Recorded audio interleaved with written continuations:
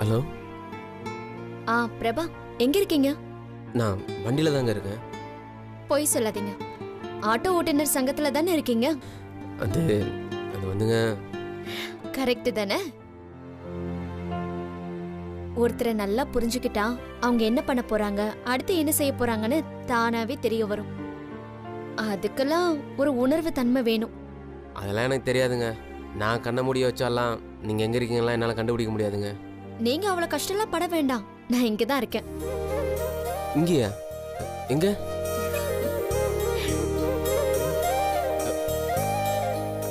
ஏங்க அப்ப நீங்க இங்க இருந்தா போன் பேசுனீங்களா? ஏதோ உணர்வு தன்மை அறிவாளியா இருக்கணும்னு அப்படி இப்படின்னு எதை பேசுனீங்க? அப்ப அதெல்லாம் சும்மாவா? இதுக்கெல்லாம் அறிவாளியா இருக்க தேவையில்ல. ஒருத்தர் மேல உண்மையா அக்கறை இருந்தா போதும். அக்கறையா? ஆமா, அதுக்காக தான் நான் இங்க வந்தேன். எதுக்காக? கம்பெனி லாஸ்ல போகுதுங்க. கம்பெனியா? ஆமா, எனக்கு இருக்கிறது ஒரு காரு, அத நீங்க ஓட்டுறீங்க. நல்ல லாபம் சம்பாரிச்சு இன்னும் 10 கார் வாங்கலான்னு பார்த்தா நேத்தும் வண்டி ஓட்டல, இன்னைக்கும் வண்டி ஓட்டல. என்னதாங்க உங்க கணக்கு? அதெல்லாம் ஒண்ணும் இல்லைங்க. இப்ப நான் தெளிவாயிட்டேங்க. நைட்டு பகல் ஓட்டியாச்சும் உங்களுக்கு இந்த மாசம் கணக்கெல்லாம் செட்டில் பண்ணிடுறேங்க. ஏதோ நீங்க சொல்றீங்க, நான் நம்புறேன். ஆனா நீங்க தெளிவான மாதிரி எனக்கு தெரியலையே. ஐயோ அப்படியெல்லாம் எதுவும் இல்லைங்க. நான் சத்தியமா தெளிவாயிட்டேங்க. அப்படியா சொல்றீங்க? ஆமாங்க. அப்போ நான் சொன்ன விஷயத்த யோசிச்சு பாத்தீங்களா? ம், நைட்டு ஃபுல்லா அதாங்க யோசிச்சுட்டு இருந்தேன். ஏதாச்சும் ஒரு நல்ல முடிவுக்கு வந்தீங்களா? ம், என்ன முடிவு? அது சொல்லுங்க. தெளிவாயிட்டதுக்கு அப்புறம் என்ன யோசிக்கிறீங்க? நான் கல்யாணம் பண்ணிக்கலாம்னு முடிவு பண்ணிட்டேங்க. Congratulations Prabha, super decision. கையிலுக்காக தான் இந்த கல்யாணம் இல்லைங்க. கல்யாணம்ங்கிறது நீங்க உங்களுக்காக பண்ணிக்க வேண்டிய விஷயம். நாம நல்லா இருக்கணும், நம்ம வாழ்க்கை நல்லா இருக்கணும், அதுக்காக ஒரு நல்ல துணையை தேடணும்னு முடிவெடுத்து பண்ண வேண்டிய விஷயம். அத போய் நீங்க இவ்ளோ சாதாரணமா சொல்றீங்க? என்னங்க நீங்க முடிவெடுக்க சொன்னீங்க, நான் முடிவு எடுத்துட்டேன். அதுக்கு மேல நான் வேற என்னங்க செய்யறது? எனக்கு ஒண்ணுமே புரியலைங்க. அடுத்து நீங்க ஒரு நல்ல பொண்ணா பார்த்து கல்யாணம் பண்ணிக்கணும். பொண்ணு யாருன்னு பாத்துட்டீங்களா? பொண்ணு பாக்குறதா? நானா? நீங்க வேறங்க. என்னங்க நீங்க இப்படி கேட்டுட்டீங்க? நீங்க கல்யாணம் பண்ணிக்க போற பொண்ண நீங்க தான் முடிவு பண்ணணும், வேற யாரு முடிவு பண்ணுவா? அட நீங்க வேறங்க. நான் முதல்ல கல்யாணம் பண்ணிக்கணும்னு ஆசைப்பட்டது எங்க அக்கா பொண்ணு செல்வியை தாங்க.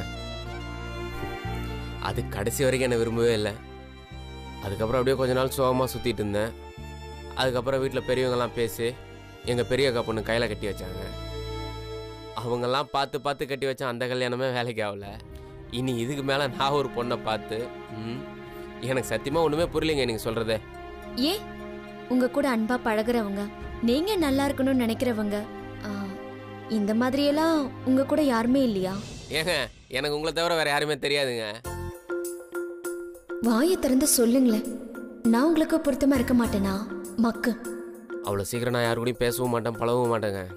நான் பயங்கர கூச்ச சுபாவங்க. நீங்கள் பாட்டுக்கு என்ன கல்யாணம் பண்ணுன்னு சொல்லிட்டீங்க.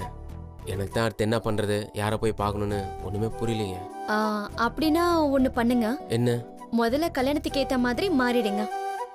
கல்யாணத்துக்கு ஏற்ற மாதிரி மாறணுமா? என்ன சொல்கிறீங்க? ஆமா, நீங்க பார்க்குற பொண்ணுக்கு உங்களை பிடிக்கணும்ல. முதல்ல ஹேர் கட் பண்ணுங்க, தாடி ஷேவ் பண்ணுங்க, அப்புறம் டிப் டாப்பா ட்ரெஸ் பண்ணுங்க. இந்த இடத்துக்குலாம் இனிமே வராதீங்க. ஏங்க இது எங்க சங்கங்க. இந்த சங்கத்துல உங்க ஃப்ரெண்ட்ஸோட உட்காந்து என்ன பண்ணுவீங்கன்னு எனக்கு நல்லாவே தெரியும். முதல்ல நீங்க மாறுங்க, அப்புறம் உங்க லைஃப் தானாவே மாறும் பிரபா. சரி சரி சரின்னு என்கிட்ட சமாளிக்காதீங்க. இப்ப அடுத்து என்ன பண்ண போறீங்க சொல்லுங்க? இவ்வளோ சொல்லிட்டீங்க, அதையும் நீங்களே சொல்லிருங்க. இப்ப என்ன பண்ண போறீங்கன்னா, போய் குளிச்சுட்டு ரெஃப்ரெஷ் ஆயிட்டு டே ஃபுல்லா வேலைக்கு போறீங்க. நைட்டு வந்து சாப்பிட்டு நிதானமா படுத்தீங்கன்னா உங்களுக்கு ஒரு யோசனை வரும். என்ன யோசனைங்க? இது வரைக்கும் நீங்க பண்ண காதல், கல்யாணம் இதெல்லாம் சொதப்பி போயிடுச்சுன்னு நீங்க நினைச்சு வருத்தப்படாதீங்க. இனிமே உங்களை புரிஞ்சுக்கிட்ட பொண்ணு யார் இருக்கான்னு யோசிச்சு பாருங்க. அப்படி யோசிச்சா என்ன ஆகுங்க? முதல்ல யோசிங்க பிரபா, நிதானமா யோசிங்க. லைஃப்ல எந்த கேள்விக்கு வேணாலும் பதில் கிடைக்கும். அப்படின்றீங்க? அப்படிதாங்க. சரிங்க, நீங்கள் என்னமோ சொல்கிறீங்க, ஆனால் இது வரைக்கும் நான் அதெல்லாம் பண்ணது இல்லைங்க. நீங்கள் எனக்கு ஒரு வாரம் டைம் கொடுங்க, என்னால் என்ன முடியுமோ நான் பண்ணுறேங்க. சரி, ஒரு வாரம் டைம் எடுத்துக்கோங்க. ஆனா ஒரு வாரம் கழிச்சு நான் வந்து உங்ககிட்ட கேட்கும் போது இதுதான் பொண்ணுன்னு கான்ஃபிடென்ட்டா சொல்லுங்க. என்ன?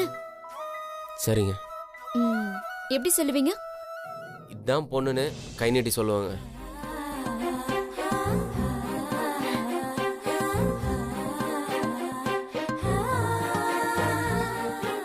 என்னங்க சைலண்ட் ஆயிட்டீங்க? அது ஒண்ணும் இல்ல, உங்களை தேடி இவ்வளவு தூரம் வந்திருக்கேன், ஒரு டீ காஃபி கூட வாங்கி தர மாட்டீங்களா? ஐயோ சாரிங்க, இருங்க இருங்க நான் போய் வாங்கிட்டு வரேங்க. நீங்க எங்க இருங்க.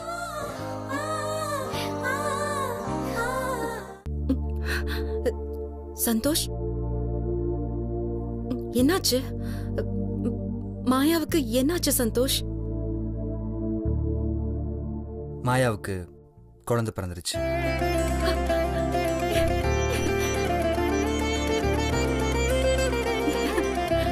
ஆனா பொண்ணா?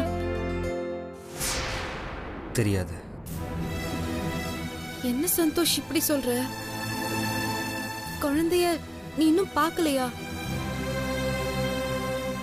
சந்தோஷ், பிரசவங்கிறது ஒரு பொண்ணுக்கு இன்னொரு ஜென்மம் மாதிரி.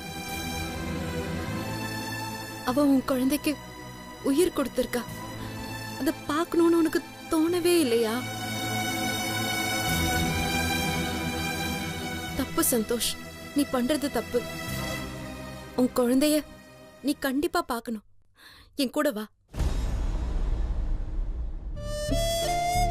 வேணா சந்தோஷ், ஏற்கனவே ஒரு பாவத்தை பண்ணதுக்குதான் நமக்கு ஒரு பெரிய தண்டனை கிடைச்சிருச்சு. நான் சொல்றத கேளு, என் கூட வா. வா.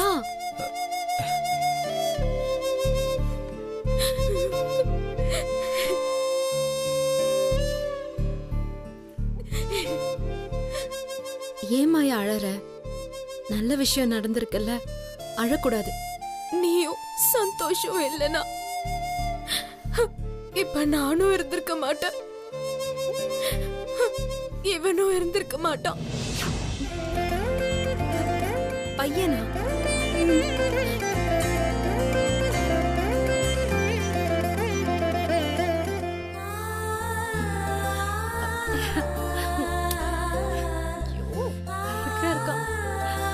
என்னடா?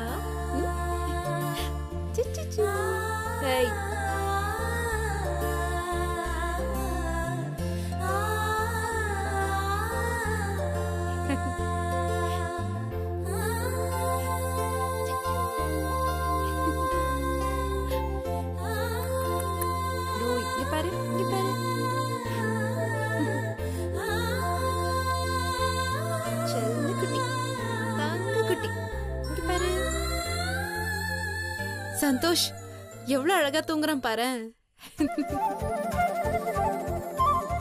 நீ இப்ப தூங்கு, நான் அப்புறம் வந்து பாக்குறேன். சிஸ்டர், மாயாங்கிற பேஷண்ட் எங்க? மேல ஃபர்ஸ்ட் ஃப்ளோர் மேடம். அண்ணி வாங்க, நீ வாங்க வாங்க.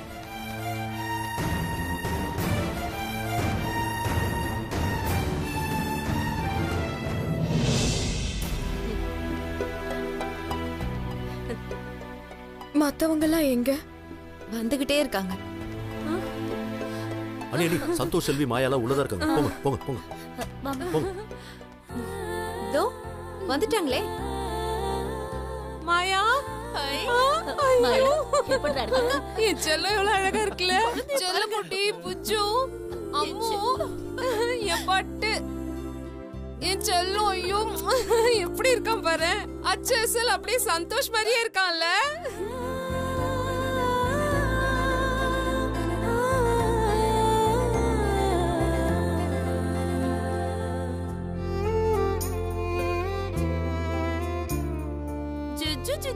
என் செல்ல குட்டி, என் பட்டு. ஹே மாயா, உன் குழந்தை செக்க செவின்னு அழகா இருக்காண்டி. சித்தர் சொன்னது அப்படியே நடந்துருச்சு பாரு. நீ ரொம்ப அதிர்ஷ்டசாலி மாயா.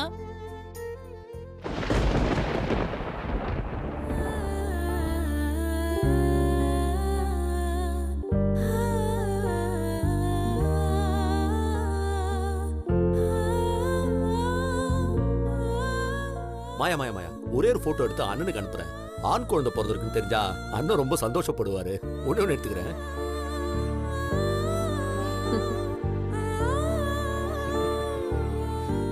அம்மா, நீங்க பாருங்க. பாருங்கம்மா. செல்லம், பட்டுக்குட்டி, யார் குட்டி நீங்க? சரிடாமா சரிடாமா, தங்கம் பட்டுக்குட்டி. சரிடா சரிடா, சரி சரி, தூங்கு தூங்கு. அம்மாடி, கோவில்ல உன் பேர்ல முருகனுக்கு அபிஷேகம் நடக்கும்போது உனக்கு பிரசவம் நடந்திருக்குடா. இது ரொம்ப விசேஷம் தெரியுமா? அந்த கடவுளோட அருள் உன் குழந்தைக்கு எப்பவுமே இருக்குமாயா.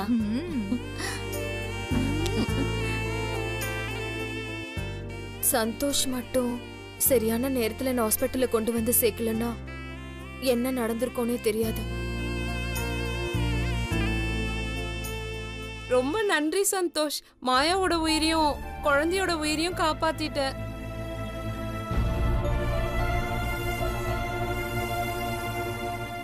செல்வி, நான் கொஞ்சம் வெளியே இருக்கேன்.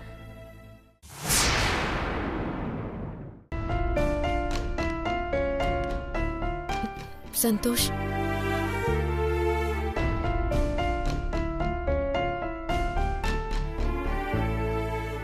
ஏன் சந்தோஷ் ஒரு மாதிரியா இருக்க? உனக்கு நடக்க வேண்டியதெல்லாம் எவ்வளோ ஒருத்திக்கு நடந்துட்டு இருக்கு. இதெல்லாம் பார்த்துட்டு வேற எப்படி இருக்க சொல்ற? புரியுது சந்தோஷ். ஆனா விதின்னு ஒண்ணு இருக்குல்ல, எது நடக்கணுமோ அதான் நடக்கும். உனக்கு அழகான ஒரு குழந்தை பிறந்திருக்கு. இது எவ்வளவு பெரிய விஷயம். அதை நினைச்சு சந்தோஷப்படு சந்தோஷ். உனக்கு நிஜமாவே இதை நினைச்சா சந்தோஷமா இருக்கா? என்ன கேள்வி இது? ஏன் இதுல உனக்கு சந்தோஷம் இல்லையா? எனக்கு இதுல எந்த சந்தோஷமும் இல்லை. சந்தோஷ், எதுக்கு இப்படியெல்லாம் பேசுற? வேற என்ன எப்படி பேச சொல்ற? இப்ப கண்ணு முன்னாடி என்ன நடந்துச்சு பாத்தியா? எவ்வளவு நல்லவ நீ. இது வரைக்கும் யாருக்காவது நீ எந்த துரோகமாவது நினைச்சிருப்பியா? ஆனா ஒரு குழந்தைய பெத்தெடுக்கிற குடுப்பின உனக்கு இல்லாம போச்சு. ஆனா அந்த மாயாவுக்கு சந்தோஷ், ஆசை ஆசையா காதலிச்சு கல்யாணம் பண்ணிக்கிட்ட மனைவி நீ. உனக்கு கிடைக்க வேண்டிய அந்த பாக்கியம் அவளுக்கு கிடைச்சிருக்கு. என்னால இதை ஏத்துக்கவே முடியல. இல்ல, முடியாது செல்வி. என்னால சத்தியமா அந்த குழந்தையை ஏத்துக்க முடியாது. பேசிட்டியா சந்தோஷ்? பேசி முடிச்சிட்டியா? ஒரு விஷயத்தை நல்லா புரிஞ்சுக்கோ. குழந்தை எனக்கு பிறந்திருந்தாலும் அவளுக்கு பிறந்திருந்தாலும் அது உன் குழந்தை. அதை யாராலையும் மாத்த முடியாது. அவ கெட்டவ செல்வி. திடீர்னு திருந்திட்டா அவ நமக்கு செஞ்ச துரோகம் எல்லாம் இல்லைன்னு ஆயிடுமா?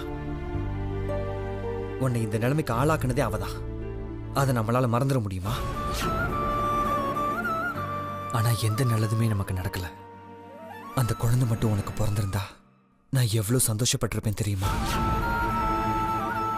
என் பேரை சொல்ல போற அந்த குழந்தை உன் வயிற்றுல பிறக்காம வேற எவளுக்கோ ஒருத்திக்கு பிறந்துருச்சுன்னு நினைக்கும் போது ரொம்ப வெறுப்பா இருக்கு செல்வி. யார் மேல உனக்கு வெறுப்பு? மாயா மேலையா? இல்ல உன் பேரை சொல்றதுக்காகவே பிறந்திருக்கே உன் குழந்தை, அது மேலையா? இத பார் செல்வி, திரும்ப திரும்ப அதை என் குழந்தைன்னு சொல்லாத. இல்ல சொல்லல.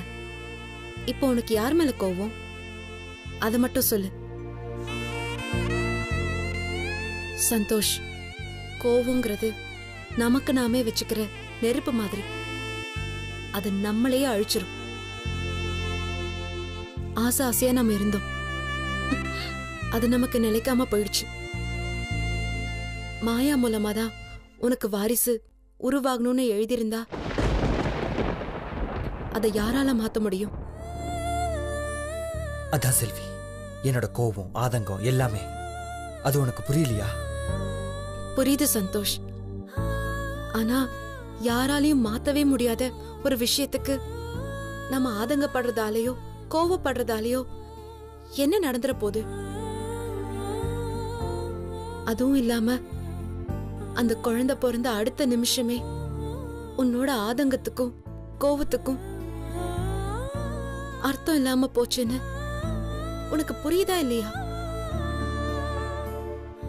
ஏன்னா என்னை விட அதிகமா, மாயாவை விட அதிகமா, ஏன் நம்ம குடும்பத்துல எல்லாரை விட அதிகமா உன் மேல உரிமை கொண்டாட போற ஒரே ஜீவன் அந்த குழந்தை மட்டும்தான். யார் வந்து சொன்னாலும் அந்த பந்தத்தை மாத்தவே முடியாது.